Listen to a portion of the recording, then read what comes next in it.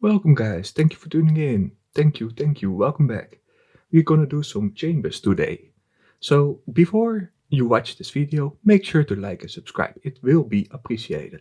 Let's get into it, we just pre-potted and let's go. I will go over the highlights of how I get my personal best. This is not my personal best overall, but as far as I have edited. So there will be definitely much to come here. As you see in the left corner, in the top you see Vasa first, which means we can technically dump a couple of items because Vasa will drop an overload and of course 2 Saras. So therefore I make at least 3 spaces free, actually 4 due to the fact that I want to unequip my boots for a little bit of extra range DPS. Now the thing over here is, once we summon the troll, you actually also see that we have Venge ready and we are 120 HP. Meaning that the Venge of Vasa's hit is quite nice actually. Don't forget to re-equip your Anguish. And now you actually want to make sure that you can do at least 4 T-bow hits in total before you reach Vasa reaches his crystals. If you manage to get, let's say, 3 T-bow hits before the crystal, you know you're just completely missed a hit somewhere, right? So that's not particularly the smartest thing. We actually nuked this Vasa. It's not a 0 down because you need a Ring of Recall for that, but, or, you know, Vengeance, one of the two. And actually, yeah, we don't have those with us. I wasn't actually supposed to be personal best over here. This was a warm-up raid, so I didn't bring absolute max. I drag it over here, Tekton, I actually do a hit. Make sure I step 1 back. And I actually made a mistake there. I did not have my boots on and I got a hit, so I basically got chanced. But hey, that happens when you do your first warm-up of the raid, you know? First raid of the day, kind of. Jitters. Always a little bit iffy, if that makes sense. So over here, we just consistently make sure that we consistently hit, flick the piety while I was walking back solely to save some prayer, make sure we don't get hit. If you want, you can do either 2 things. You can actually stand very close and keep it melee, or you run a little bit further away as I did, and then I just wait, do an extra hit, I walk back before he hits, and I go back on before he actually triggers his walking bat or his recognizing pattern, whether you're next to him or not. So over here, 1 more hit, come on, of course, never lucky. And I actually, by the way, did not pay attention. I summoned a mage troll. You're not supposed to do that. It was completely just an automatic. Oh, 9 out of the 10 times, you know, you need a mage troll because it's the best, but it doesn't work on Tekton. You need to do the melee one. I know that. I just made a mistake there. So yeah, basically 0 DPS troll. Don't blame me, please, for it. It happens, you know, to the best of us. But we still managed to PB, of course. This is actually a sub 16. And I'm actually closing in on a give or take 15 on my PB. And I will eventually go to, I hope, somewhere in the ballpark of, let's say, 13, maybe sub 13. I'm grabbing all those crabs over here. I smash them. I like to do it closer to where the ball actually spawns, if that makes sense. Due to the fact that way you can actually make sure he doesn't have a long travel delay, if that makes sense. I actually missed that one, so it is what it is.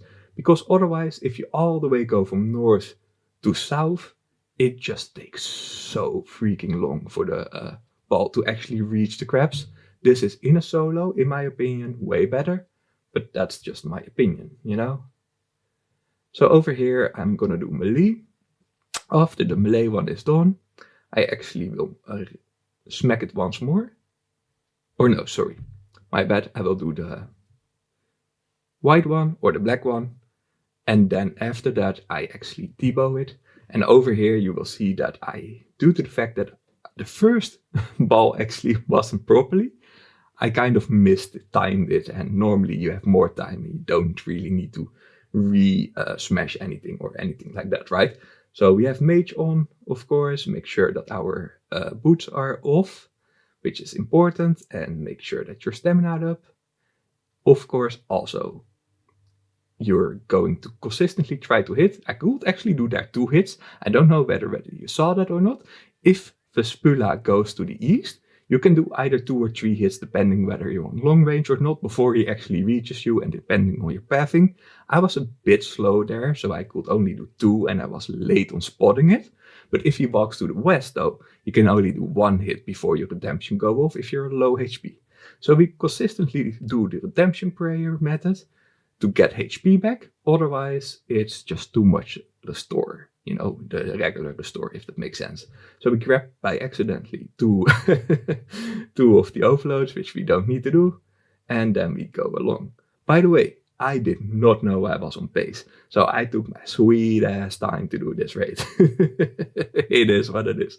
So the next thing is I actually deposit my lockpick, because once again, wasn't supposed to PB, otherwise you always start instantly with the lockpick equipped, so you actually go towards the chest or towards the monster, then you already have like around 8 and 11 grubs, or worms, whatever they're called, right? Because you want to dump them quickly in, if that makes any sense, and then you go along. Because the thing is, there are 2 different ways. You can dump a little bit, right? And actually he will eat the trough very slowly. But if you reach after, I think it's 20 worms, he actually starts to eat twice as fast. But before you get actually 20 grubs or worms, you're basically eating nothing. So it's technically in a speed run or trying to PB better to just dump 10 or 11 or 10 or whatever, right? Something 8, I don't know, something like that, to dump first and then consistently. I got 31 grubs there, so that's more than enough. I'm actually grabbing quite some pots over here, and then I pre-overload quite soon. I made sure my quick prayers were already ready for Vasa, as you saw over there. I make sure that I will use once the stamina pool, I think. I can't remember correctly, but that should post me somewhere. Yeah, okay, I'm definitely going for for stamina pool. You're not supposed to do that from PB run, guys. Just don't. I saw that this actually tick lost there, so I took the second one.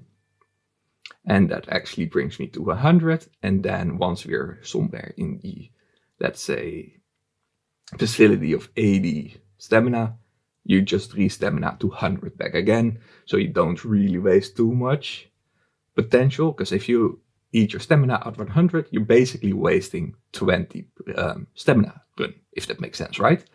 So that's not the best. Anyway, we're entering with 50 HP, but keep in mind we still had a brew in the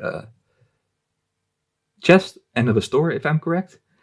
But we just don't need that. We had overkill on supplies. It just happened from time to time. So we switch over to mage, make sure to hit there. I actually missed a tick there because I didn't want to get hit, which is a very rather dumb way of going about it. I should have just instantly, after I went to the north, so basically mage side, right?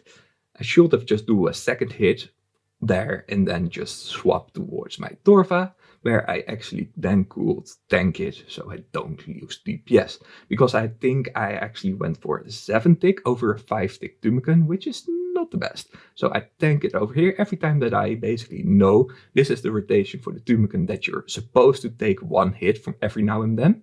I just equipped basically the Torva, and I make sure I always do the Mage Spray on. Mage Spray on makes it so if it's a mage hit, obviously, you're protected, right? But if it's a range hit, you get absolutely slaughtered. I mean, slaughtered.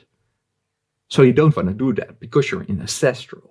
It is just a 30 on you. You don't want to have that happen, right? Or 28 is the max in phase 1, if I'm correct. But anyway, you know what I mean, right? So therefore, it's always nice. And I'm actually consistently swapping, trying to make sure I proc. But of course, I never proc the cripple. It's always like that. But this do be happen from time to time, and it can make sure that you're starting your melee arm about half HP. If you consistently proc it, every time that it opens its arm from the unclench, right? And you just hit with the scythe and you do your switch while you're still at your mage, you will start melee arm right about 50, which is amazing, of course. It's also a way of negating some damage. This is the 3-1 for those who don't know. I just hit once on 1.4 tile, then on 2.3, then I go back to 1.4, do a hit, and I walk to skip. The reason that I go from 1.4 to skip walking is so I don't need to wait a tick on skip. It's just a tick perfect pathing back. Keep in mind, guys, this is about 10 to 14 seconds, give or take, slower than just hard camp and only skipping portals. But it requires you to eat a whole lot more food. So technically this is way more friendly, the 3-1, than the just hard camping and only go about skipping portals. I should have hit here as well, so that was my mistake. It happens. I really like this rotation, so the Orm can have 2 rotations, depending where he starts. So it starts on the east, which is the bad rotation.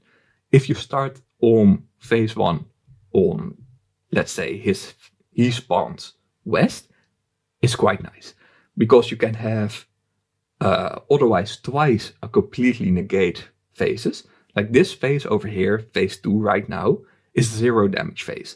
If he spawned on the other way, instead of that he actually spawned in this particular rate, I had 2 whole phases, right? Where I could just take 0 damage. But RNG is just pain in the bottom. And it spawned pretty much the wrong way. So this is then pretty much phase 1 tank. Phase 2 is there for 0 tank, and then phase 3 is tank again, which is just tedious for your supplies, if that makes sense.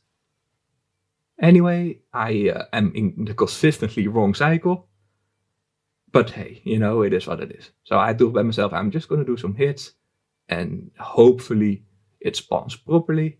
It did, so I didn't really miss any ticks, because it was super close there. Anyway, back to the skip. Do a hit again, phase is over, about here. Perfect. We actually got a lot of special attacks from prayer draining. That's, I think, my 3rd right now in 2 phases, which is quite a lot. So if you're in the wrong rotation, let's say you're in a 3-2, right? You very often get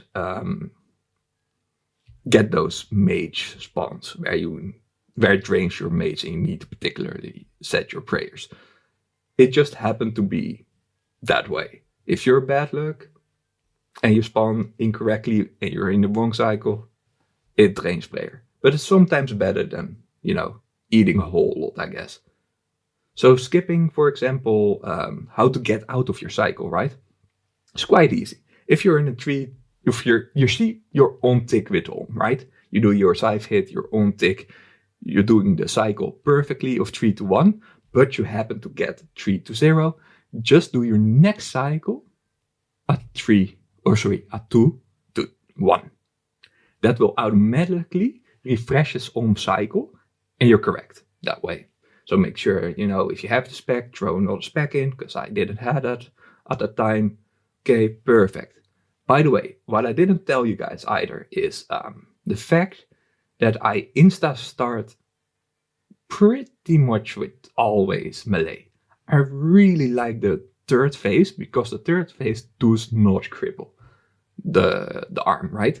Cripple the arm is not a thing in 3rd phase. Therefore, if you double spec, let's say with the mob, which is 6-tick, so a 6-tick spec into a 6-tick spec, then go from 1-4 to skip, wait a game tick, you're automatically in a 3-1. Just insta set a 3-1 cycle, which is amazing. So over here, as you see, this is phase 3, and this is the one where we need to tank again, because it's spawned east. So make sure that actually, I did that so wrong. I was not supposed to get hit there. So I had to actually get myself into full melee to tank that. Okay, do a second hit. The reason that I actually went back here is because if he heals, we are screwed. It's just that simple, right? We don't want that. Anyway, into a 4-1 with range. Don't forget to summon your range troll if you haven't. It's actually quite substantial DPS, to be really honest. It's decent. And you should not really, I think, if you're, let's say, going towards Grandmaster, dying, 2, maybe 2.5 cyber brews for Olm is the absolute max. If you eat more, you really do something wrong, right? So you don't really particularly want to have that problem. You can actually easily get, for example, if you're a learner, a Blood Fury. Blood Fury will save about 100 to 120 heal, which is about 2 whole Zara Blues, which is a lot, but keep in mind your Warhammers or your Elder Mauls or anything spec reduced is just way, way, way fewer chance to actually land properly. Anyway, this is right, and we actually got a purple. How about that? Thank you guys, have a good one, bye bye.